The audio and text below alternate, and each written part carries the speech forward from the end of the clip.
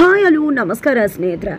ಅರ್ಜುನ್ ಮತ್ತು ಭಾರ್ಗವಿ ಇಬ್ಬರ ನಡುವೆ ನಿಜಕ್ಕೂ ಕೂಡ ಸಂಬಂಧ ಅಂತಕ್ಕಂಥದ್ದು, ಪ್ರೀತಿ ಅಂತಕ್ಕಂಥದ್ದು ಮುರಿದು ಬೀಳ್ತದೆ. ಇದಕ್ಕೆ ಕಾರಣ ರೀತು ಮತ್ತು ಬೃಂದ. ಇತ್ತ ಕಡೆ ಬೃಂದ ಸವಾಲಿಗೆ ತಿರುಗಿ ಬಿದ್ದಂತಹ ಭಾರ್ಗವಿ ಬೃಂದ ಕಥೆಯನ್ನೇ ಮುಗಿಸೋದಕ್ಕೆ ಮುಂದಾಗ್ತದಾಳ. ಹಾಗಿದ್ರೆ ಏನಾಯಿತು ಅಂತದ್ದು ಇದೆಲ್ಲವನ್ನ ಕೂಡ ತಿಳ್ಕೋಬೇಕು ಅಂದರೆ ಈಗಲೇ ನಮ್ಮ ಈ ಚಾನಲ್ನ ಸಬ್ಸ್ಕ್ರೈಬ್ ಮಾಡಿ, ಹಾಗೆ ಒಂದು ವಿಡಿಯೋವನ್ನು ಪೂರ್ತಿಯಾಗಿ ನೋಡೋದನ್ನು ಯಾವುದೇ ಕಾರಣಕ್ಕೂ ಕೂಡ ಮರಿಬೇಡಿ. ಇಲ್ಲಿ ಭಾರ್ಗವಿಗೆ ಅನುಮಾನ ಬರುತ್ತೆ, ರೀತು ನಿಜಕ್ಕೂ ಪ್ರೆಗ್ನೆಂಟಾ ಅಥವಾ ವಿಕಿ ಜೊತೆ ಮದುವೆ ಆಗಬೇಕು ಅನ್ನೋ ಕಾರಣಕ್ಕೆ ಆಕೆ ಪ್ರೆಗ್ನೆಂಟ್ ಅನ್ನೋ ಹಾಗೆ ನಾಟಕ ಮಾಡಿದಾರ ಅಂತ. ಅದೇ ಕಾರಣಕ್ಕೆ ಅದನ್ನು ತಿಳ್ಕೋಬೇಕು ಅಂತ ಶಕುಂತಲಾ ಅಜ್ಜಿ ಜೊತೆ ಕೈ ಜೋಡಿಸ್ತಾರೆ. ಶಕುಂತಲಾ ಅಜ್ಜಿಗೂ ಕೂಡ ಅದೇ ಅನುಮಾನ ಇರುತ್ತೆ. ಹಾಗಾಗಿ ಇಬ್ರು ಕೂಡ ಸೇರ್ಕೊಂಡಿದ್ದೆ ಆಕೆಗೆ ಪಪಾಯವನ್ನು ತಿನ್ಸೋಕೆ ಮುಂದಾಗ್ತಾರೆ. ರೀತು ಕೂಡ ತಪ್ಪಿ ಪಪಾಯವನ್ನು ತಿನ್ಬಿಡ್ತಾಳೆ. ಆಲ್ರೆಡಿ ಬೃಂದ ಹೇಳ್ಕೊಟ್ಟಿದ್ಲು ಪಪಾಯ ಎಲ್ಲ ತಿನ್ಬೇಡ, ಗರ್ಭಿಣಿಯರು ತಿನ್ನುವುದಿಲ್ಲ ಅಂತ. ಆದರೆ ಮರೆತು ತಿನ್ನಂತಹ ರೀತು ಯಾವಾಗ ಶ್ರೀಮಂತವರು ಗರ್ಭಿಣಿಯರು ತಿನ್ನಬಾರ್ದು ಅಂತಿದ್ದಾಗ ಅದನ್ನ ಉಗುಳು ಬಿಡ್ತಾಳೆ. ಅದೇ ಒಂದು ಸಮಯಕ್ಕೆ ಅರ್ಜುನ್ ಬರ್ತಾರೆ. ಪಪ್ಪಾಯ ತಿಂದಿದ್ದ ವಿಷಯ ಗೊತ್ತಾಗತ್ತೆ. ಸೆಟ್ ಮಾಡ್ಕೋತಾರೆ. ರೀತುನ ಹಾಸ್ಪಿಟಲ್ಗೆ ಕರ್ಕೊಂಡು ಹೋಗ್ಬಿಡ್ತಾರೆ. ಇತ್ತ ಕಡೆ ಅನುಮಾನ ಇರ್ತಕ್ಕಂಥ ಭಾರ್ಗವಿ ಕೂಡ ಅವರಿಂದನೇ ಹೋಗ್ತಿದ್ದಾಳೆ. ಈ ಕಡೆ ರೀತು ತನ್ನ ಸೇಫ್ಟಿಗೆ ಅಂತ ಬೃಂದಾನು ಕೂಡ ಹಾಸ್ಪಿಟಲ್ಗೆ ಕರ್ಕೊಂಡು ಹೋಗ್ತಾಳೆ. ಹಾಸ್ಪಿಟಲ್ಗೆ ಕರ್ಕೊಂಡು ಹೋಗ್ತಿದ್ದಾಗ ಈ ಕಡೆ ಅರ್ಜುನ್ ರೀತು ಮೇಲೆ ರೇಗ್ ಬಿಡ್ತಾರೆ. ಯಾಕೆ ಪಪ್ಪಾಯ ತಿನ್ನೋಕೆ ಹೋದೆ, ಏನಾಗಿತ್ತು ನಿನಗೆ, ಮೊದಲೇ ಹೇಳಿದ್ವಲ್ವಾ ಅದೆಲ್ಲ ತಿನ್ನಬಾರ್ದು ಅಂತ, ಯಾಕೆ ಇಂಥ ಕೆಲಸ ಮಾಡಿದೆ ನೀನು ಅಂದಾಗ ಅಯ್ಯೋ ಮರ್ತೋಯ್ತು ಬ್ರೋ ಅಂತ ಹೇಳ್ತಿದ್ದಾಳೆ ಇಲ್ಲಿ ಬೃಂದಾನೆ. ಆದರೂ ಕೂಡ ಇಲ್ಲಿ ಅರ್ಜುನ್ಗೆ ರೀತು ಮಾಡಿದ್ದು ಸ್ವಲ್ಪ ಕೂಡ ಇಷ್ಟ ಆಗೋದಿಲ್ಲ. ಸರಿ ಆಯಿತು, ನಾನು ಡಾಕ್ಟರ್ ಜೊತೆ ಮಾತನಾಡಿ ಬರ್ತೀನಿ ಅಂತ ಹೇಳಿ ಡಾಕ್ಟರ್ ಹತ್ರಕ್ಕೆ ಹೋಗ್ತಾರೆ. ಇದೀ ಒಂದು ಸಮಯದಲ್ಲಿ ಇಲ್ಲಿ ರೀತು ಅದಕ್ಕೆ ಏನು ಮಾಡೋದು, ಈಗ ಡಾಕ್ಟರ್ಗೆ ವಿಷಯ ಗೊತ್ತಾಗ್ಬಿಡುತ್ತೆ ನಾನು ಪ್ರೆಗ್ನೆಂಟ್ ಅಲ್ಲ ಅಂತ. ಆಮೇಲೆ ಬ್ರದರ್ ನನ್ನ ಸುಮ್ಮನೆ ಬಿಡ್ತಾನೆ ಅಂದಾಗ ನೀನು ಯೋಚನೆ ಮಾಡಿಬಿಡ, ನನ್ನ ಹತ್ರ ಒಂದು ಐಡಿಯಾ ಆಯ್ತಾ, ಈಗ ಇಲ್ಲದೇ ಇರ್ತಕ್ಕಂಥ ಮಗುನೇ ಇಲ್ಲ ಅಂತ ಅನ್ನಿಸ್ಬಿಟ್ರೆ ಖಂಡಿತ ಆಗ ಎಲ್ಲ ಕೂಡ ಸಾರ್ಟ್ ಔಟ್ ಆಗುತ್ತೆ ಅಂತ ಹೇಳಿ ಬೃಂದ ಹೇಳಿದಾಗ ರೀತು ಕೂಡ ಅದಕ್ಕೆ ಒಪ್ಕೋತಾಳೆ. ಅದೇ ಟೈಮ್ಗೆ ಭಾರ್ಗವಿ ಎಲ್ಲಿಗೆ ಬಂದಿದೆ, ಬಾ ರೀತು ನಿನ್ನ ಟೆಸ್ಟ್ ಮಾಡ್ಸೋಣ ಏನಾಗಿದೆಯೋ ಏನು ಅಂತ ಹೇಳ್ಕೊಂಡು ಹೋಗ್ತಿದ್ರೆ ಈ ಕಡೆ ಡಾಕ್ಟರ್ ಹತ್ರ ಹೋಗ್ಬಿಟ್ರೆ ಇಲ್ಲಿ ಸಿಗ್ಬಿಡ್ತೀನೋ ಅನ್ನೋ ಭಯದಿಂದ ರೀತು ಹೋಗೋದಕ್ಕೆ ಹಿಂಜರಿತಾಳೆ. ಇದರ ನಡುವೆ ಎಳೆದಾಟ ಶುರುವಾಗುತ್ತೆ. ಆ ಒಂದು ಸಮಯದಲ್ಲಿ ಬೃಂದ ರೀತುಗೆ ಕಾಲು ಕೊಟ್ಟು ಬೀಳಿಸಿದ್ದೆ ಈ ಕಡೆ ನಾಟಕ ಮಾಡುವಂತ ಹೇಳ್ಕೊಡ್ತಾಳೆ. ಈ ಕಡೆ ಬೀಳ್ತಿದ್ದಾಗೆ ನಾಟಕ ಶುರು ಹಚ್ಕೋತಾಳೆ. ರೀತು ಹೊಟ್ಟೆ ನೋಯ್ತದೆ ಅಂತ ಹೇಳಿ ಈ ಕಡೆ ಭಾರ್ಗವಿಗೆ ಏನೇ ಹೇಳಬೇಕು ಮಾಡಬೇಕು ಗೊತ್ತಾಗೋದಿಲ್ಲ. ಅಷ್ಟರಲ್ಲಿ ಅರ್ಜುನ್ ಕೂಡ ಓಡಿ ಬರ್ತಾರೆ. ಏನಾಯ್ತು ಅಂದಾಗ ಭಾರ್ಗವಿ ಬೇಕು ಅಂತಾನೆ ದಬ್ಬ ಬಿಟ್ಲು ಅಂತ ಬೃಂದ ಚಾಡಿ ಹೇಳ್ತಾರೆ. ನಂತರ ಇಲ್ಲಿ ಐಸಿಯುಗೆ ಶಿಫ್ಟ್ ಮಾಡ್ತಾರೆ ರೀತುಳನ್ನ. ನಂತರ ಇಲ್ಲಿ ಅರ್ಜುನ್ ತುಂಬ ಬರಿ ಮಾಡ್ಕೊಂಡಿದ್ದಾರೆ. ಈ ಕಡೆ ಬೃಂದ ಬಂದಿದ್ದ ಭಾರ್ಗವಿನೇ ರೀತುನ ನೀನು ನಾಟಕ ಮಾಡ್ತಿದ್ಯಾ ಹಾಗೆ ಹೀಗೆ ಅಂತ ಹೇಳಿ ಇಲ್ಲಿ ಕೋಪ ಮಾಡಿಕೊಂಡು ವಿಕಿ ಮೇಲಿರು ಸಿಟ್ಟಿಂದ ರೀತುನ ದಬ್ಬಿಟ್ಲು. ಆಗ ರೀತುಗೆ ಒಟ್ಟಿಗೆ ಪೆಟ್ಟು ಬಿದ್ದುಬಿಡ್ತು ಅಂತ ಹೇಳಿದಾಗ ನಿಜಕ್ಕೂ ರೀತು ಅಂತ ಇದು ಭಾರ್ಗವಿ ಅಂತ ಕೆಲಸ ಮಾಡೋದಿಲ್ವಲ್ಲ ಅಂತಾನೆ ಅರ್ಜುನ್ ಹೇಳ್ತಿದ್ದಾರೆ. ಬಟ್ ಇಲ್ಲಿ ನಡೆದಿದ್ದು ನಿಜ ಅಂತಾನೆ ಬೃಂದ ಬಿಂಬಿಸ್ತಾರೆ. ಅದೇ ಒಂದು ಟೈಮ್ಗೆ ಸರಿಯಾಗಿ ಡಾಕ್ಟರ್ ಕೂಡ ಅರ್ಜುನನ್ನ ಕರೀತಾರೆ.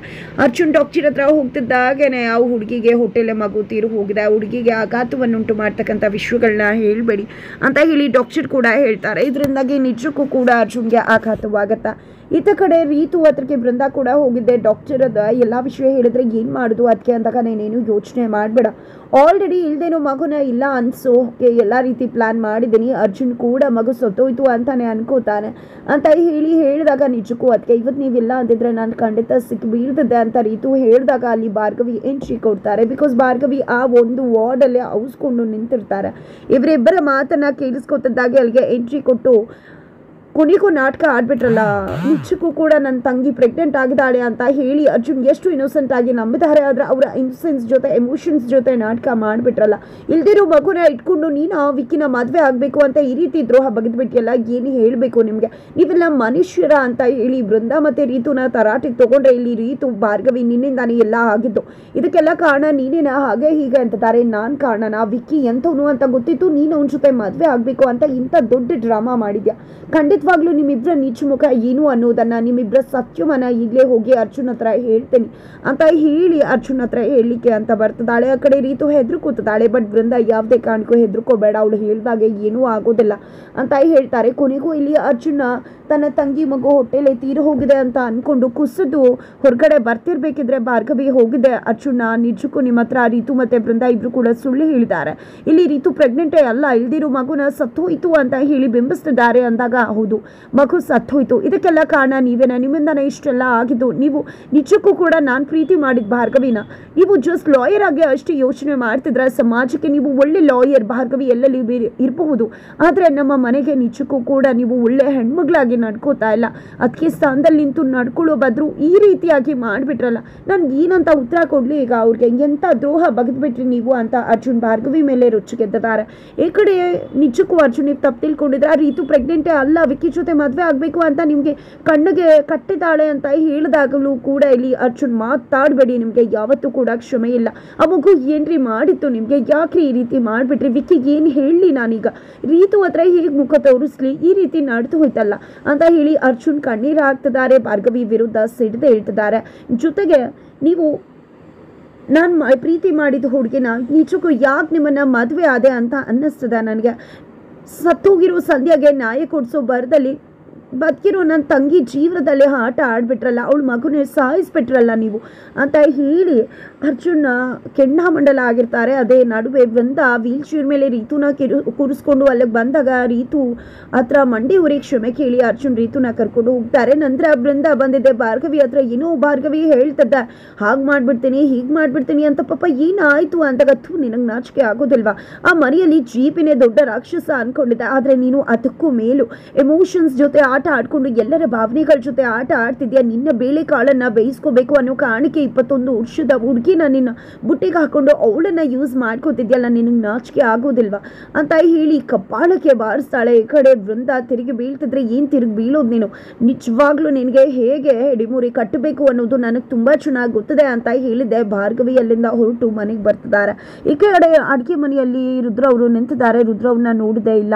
ರುದ್ರ ಅತ್ತೆ ಎಷ್ಟು ಬೇಜಾರು ಮಾಡ್ಕೊಂಡಿರ್ಬೋದು, ನನ್ನ ಮಗಳು ಪ್ರೆಗ್ನೆಂಟ್ ಅಂತ ನಿಜಕ್ಕೂ ಅವ್ರಿಗೆ ಆಘಾತವಾಗಿರುತ್ತೆ. ಇಲ್ಲ, ಅವ್ರಿಗೆ ಅವರ ಮಗಳು ಪ್ರೆಗ್ನೆಂಟ್ ಅಲ್ಲ, ನಾಟಕ ಮಾಡಿದ್ರು ಅನ್ನೋ ವಿಷಯವನ್ನು ನಾನು ತಿಳಿಸಲೇಬೇಕು ಅಂದ್ಕೊಂಡಿದ್ದೆ. ಅಡುಗೆ ಮನೆ ಹತ್ರ ಬರ್ತಾರೆ. ಅವಳು ಅಡುಗೆ ಮನೆ ಹತ್ರ ಬರುವುದಕ್ಕೂ ಕರೆಂಟ್ ಹೋಗೋದಕ್ಕೂ ಒಂದೇ ಆಗುತ್ತೆ. ಜಯಂತ್ ಅವ್ರು ಕೂಡ ಅದೇ ಅಡುಗೆ ಮನೆಯಲ್ಲಿ ಇರ್ತಾರೆ. ಬಟ್ ರುದ್ರ ಅವರು ಕ್ಯಾಂಡಲ್ ತರ್ತೀನಿ ಅಂತ ಹೋಗ್ತಿದ್ದಾಗೆ ಜಯಂತ್ ಅವ್ರನ್ನೇ ರುದ್ರ ಅಂತ ಭಾವಿಸಿದಂಥ ಭಾರ್ಗವಿ ಎಲ್ಲ ವಿಷಯವನ್ನ ಕೂಡ ಜಯಂತ್ ಅವ್ರ ಮುಂದೆ ಹೇಳ್ಬಿಡ್ತಾಳೆ. ನೋಡಿ ಅತ್ತೆ, ನನ್ಗೆ ಅರ್ಥ ಆಗತ್ತೆ ನಿಮಗೆ ಆಘಾತ ಆಗಿದೆ, ರೀತು ಪ್ರೆಗ್ನೆಂಟ್ ಅಂತ, ಅದಕ್ಕೆ ವಿಕ್ಕಿ ಜೊತೆ ಮದುವೆ ಮಾಡಿಸೋದಕ್ಕೆ ಒಪ್ಕೊಂಡ್ರಿ ಅಂತ. ಆದರೆ ನಿಜಕ್ಕೂ ಹೇಳಬೇಕು ಅಂದರೆ ರೀತು ಪ್ರೆಗ್ನೆಂಟ್ ಅಲ್ಲ, ವಿಕ್ಕಿ ಜೊತೆ ಮದುವೆ ಆಗಬೇಕು ಅನ್ನೋ ಕಾರಣಕ್ಕೆ ಆಕೆ ನಾಟಕ ಮಾಡಿದ್ದು, ನಿಜಕ್ಕೂ ಆಕೆ ಪ್ರೆಗ್ನೆಂಟ್ ಅಲ್ಲ ಅಂತ ಹೇಳ್ತಿದ್ದಾರೆ. ಅಷ್ಟರಲ್ಲಿ ರುದ್ರ ಅವರು ದೀಪ ಹಚ್ಕೊಂಡು ಬರ್ತಿದ್ದಾಗೆ ಭಾರ್ಗವಿ ಶಾಕ್ ಆಗುತ್ತೆ. ಜಯಂತ್ ಅಲ್ಲೇ ಇರ್ತಾರೆ. ಕರೆಂಟ್ ಬರುತ್ತೆ. ಭಾರ್ಗವಿ ಹೇಳಿದ್ದು ನಿಜನಾ, ರೀತು ಪ್ರೆಗ್ನೆಂಟ್ ರುದ್ರ ಅಂತ ಹೇಳಿ ಜಯಂತ್ ಅವರು ಕೇಳ್ತಿದ್ದಾಗೇನೆ ಇಲ್ಲಿ ರುದ್ರ ಅವರು ಹೌದು ಅಂತ ಹೇಳ್ತಿದ್ದಾರೆ. ಬಟ್ ಇಲ್ಲಿ ಭಾರ್ಗವಿ ಇಲ್ಲ, ರೀತು ಪ್ರೆಗ್ನೆಂಟ್ ಅಲ್ಲ, ಈಗ ಮಗು ಸತ್ತು ಹೋಗಿದೆ ಅಂತ ನಾಟಕ ಮಾಡ್ತಿದ್ದಾಳೆ ಅಂತ ಹೇಳೋಕೆ ಮುಂದಾಗ್ತಿದ್ರೆ ಅಷ್ಟರಲ್ಲಿ ರೀತು ಬಂದಿದೆ. ಇವಳಿಂದಾನೆ ನನ್ನ ಮಗು ತೀರೋಯ್ತು ಹಾಗೆ ಹೀಗೆ ಅಂದಾಗ ಇಲ್ಲಿ ಭಾರ್ಗವಿ ತನ್ನನ್ನು ತಾನು ಬಚಾವ್ ಮಾಡ್ಕೊಳ್ಳೋದಕ್ಕೆ ಇಲ್ದಿರೋ ಸುಳ್ಳು ಹೇಳ್ತಿದ್ದಾರೆ ಅಂತ ಹೇಳಿ ಇಲ್ಲಿ ರುದ್ರ ಜಯಂತ್ ಇಬ್ರು ಕೂಡ ಭಾರ್ಗವಿ ವಿರುದ್ಧ ಸಿಡಿದು ಹೇಳ್ತಿದ್ದಾರೆ. ಹಾಗಿದ್ರೆ ಇಲ್ಲಿ ನಿಜಕ್ಕೂ ಕೂಡ ಇನ್ನೋಸೆಂಟ್ ಆಗಿರೋ ಇನ್ನೋಸೆಂಟ್ ಆಗಿರೋ ಅರ್ಜುನ ಇವರ ಒಂದು ಕಪಿ ಮುಷ್ಟಿಯಿಂದ ಹೊರಗಡೆ ಬಂದು ಸಂಧ್ಯಾಗೆ ನ್ಯಾಯ ಕೊಡಿಸಿ ರೀತು ಮುಖವಾಡ ಹೊರಗಡೆ ಬರುತ್ತೆ ಅಂತ ತಿಳ್ಕೋಬೇಕು ಅಂದ್ರೆ ಮುಂದಿನ ವಿಡಿಯೋಗೆ ವೇಟ್ ಮಾಡಿ.